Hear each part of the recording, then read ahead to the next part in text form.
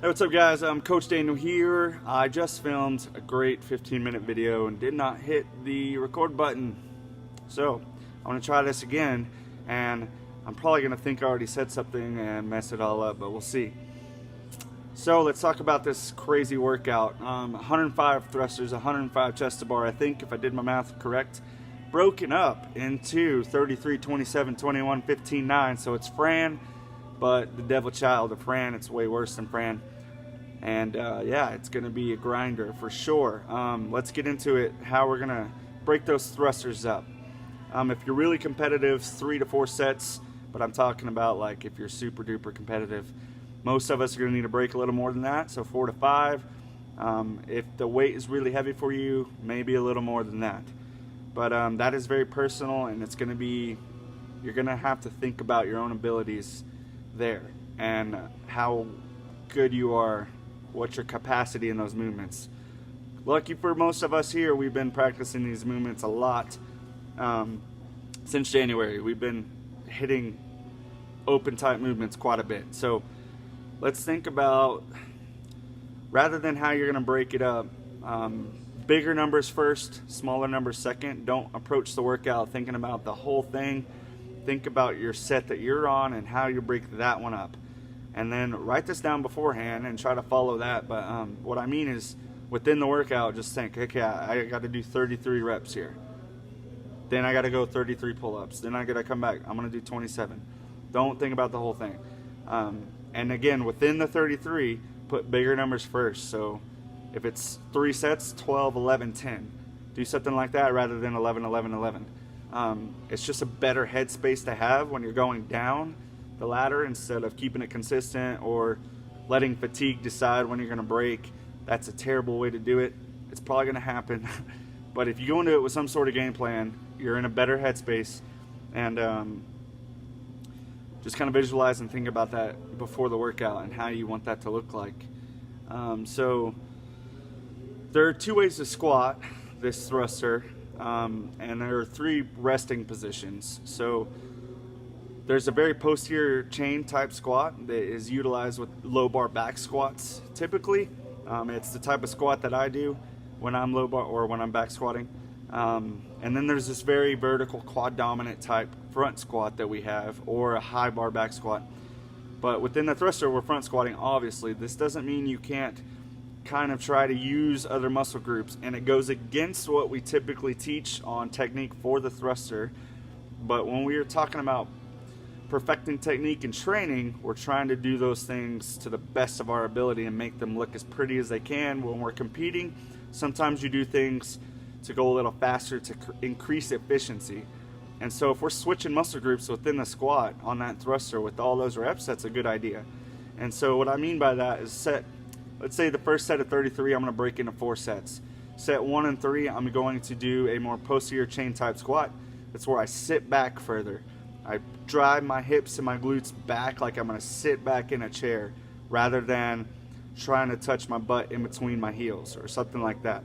So if you think about it, it's sitting back onto a chair type squat. It's a little wider, so you can just adjust your stance at any point within the reps.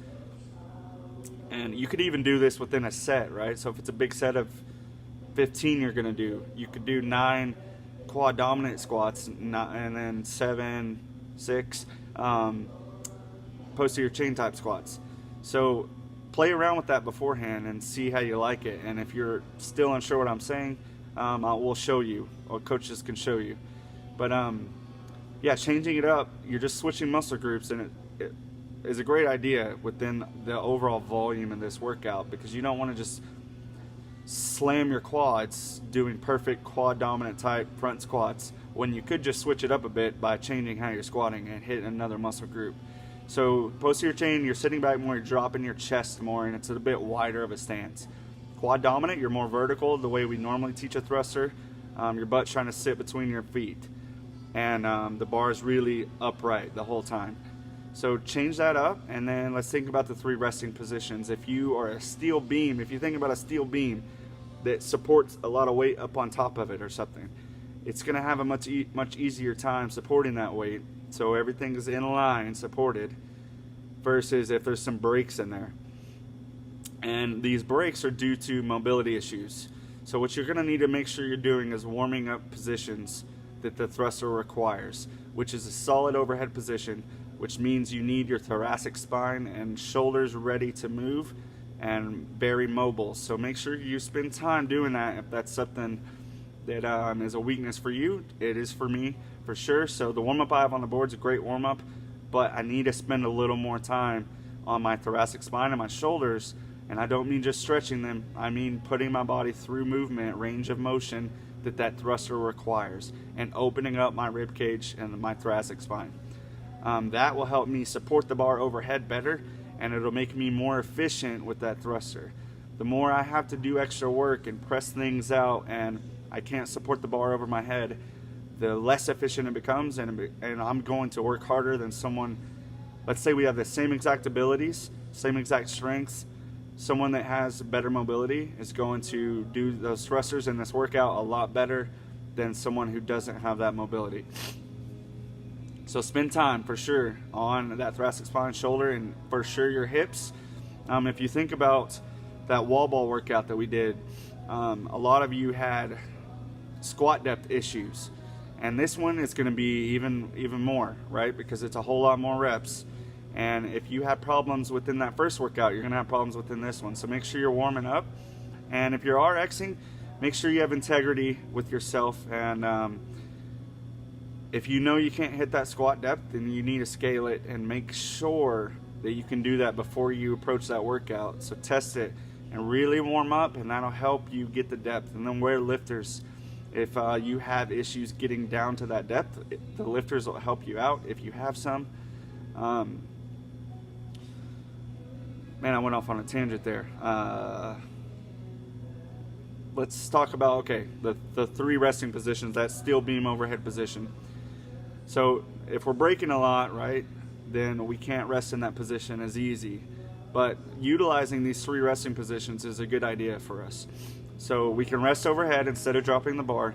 And I'm talking about big breath in and out, not just holding it up there, but for too long. But if you got a solid lockout position, that's a great resting spot rather than dropping it, because then you don't have to clean the bar back up, which requires more work. The front rack can be a resting position also. You don't want to use that one too much. It's hard to breathe with a bar in the front rack, and it is taxing on the shoulders, but it is a second resting option that you should utilize if you think you're going to drop it. So if you can't hold it overhead, hold it in that front rack, or utilize both. And then the third one being the floor. We're all going to have to utilize that one. Let's think about how you'd pick the bar up off the floor, and it's going to go against everything we teach, which is going to be a sloppy looking squat clean. So what I mean by that is just barely making contact on the low quad and dropping up under it. If you look at Brandon's Instagram, he made a video the other day he was doing thrusters, and he did it. It's a perfect example what I mean by this. What you would think would be a sloppy clean, but within competition it's really fast and it's a lot more efficient. So where you're just dropping under. So you can go check that out for an example. But we can show you also, coaches can show you what we mean by this. And if you're doing this maximal hip extension or power clean every single rep and you're doing a whole lot of drops, it's more work and less efficient, right? So think about that. You don't want to do the way we teach cleans normally. You want to get under it as quick as possible and don't even open up all the way. Like, stay bent over and drop under it. So the floor, good resting position. Count how long you're going to rest rather than sitting there looking at it, feeling sorry for yourself. Count to 2 or count to 3. Take a few steps forward, a few steps back, and then go. Vice versa. And again, think about the 3 resting positions. Utilize all 3. Think about the 2 different squatting positions. Utilize both within the sets, within all the reps. Switch it up as you need. And then let's get into the chest to bar pull-up. You're going to definitely want to be breaking those things up. Most of us will probably need to be getting into doing singles, unless these are a big strength of yours. Again, this is all completely based on your ability. Switching between a butterfly chest to bar pull-up and then a normal kipping chest to bar pull-up is a good idea. And then finding a pull-up bar that you don't have to jump up to, and then resting your arms when you're resting, instead of holding up there and holding your grip onto it. So if you're going to do singles, don't just hold this position, because you're holding that position a lot in the thruster. So you want to save the shoulders, so drop your arms and then go back up there. Find a pull-up bar that you can set up to where you, if pull-ups aren't a strength, you can do some, but you're going to eventually do singles. Then you need either boxes or stack some plates. You can double plate it, and that's a great way to do it. I've done it before. So if you don't get a short pull-up bar, or there's not one perfectly set up to where you can just reach without jumping, then set up stuff under you before the workout. That way you can not have to jump and you can do quick singles. Just like the Tota bar, if you start in that hollow position, you go into a big Superman and then go right into it. You don't want to mess around with kipping around too much and then blowing your grip up more, or utilizing extra energy, as opposed to like someone who's got a kip here and then go versus someone who just goes. You see the difference there. They're both getting the chest to bar done.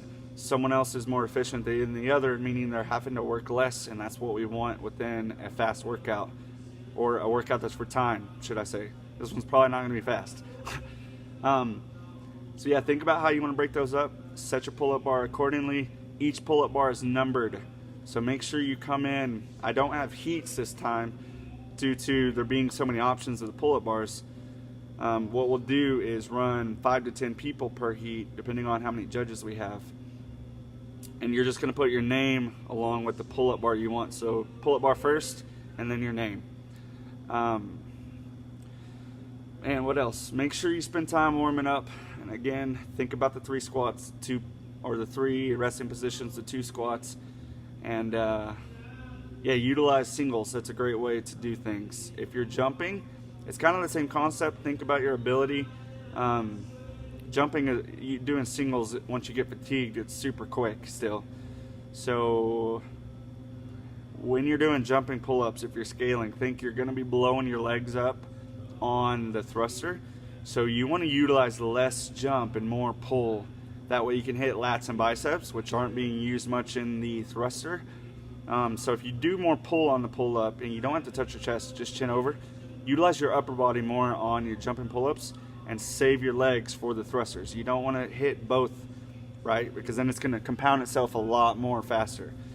So yeah guys, 19.5, we're throwing a big party after. Make sure you're there to throw down and watch our final heat of dudes and maybe ladies to see who's going to take third. Yeah, come out, it'll be fun. Remember, Ravage Savage is the theme. Dress up in your open shirts, paint your faces, get ravaged out. It'll be fun. See you guys there.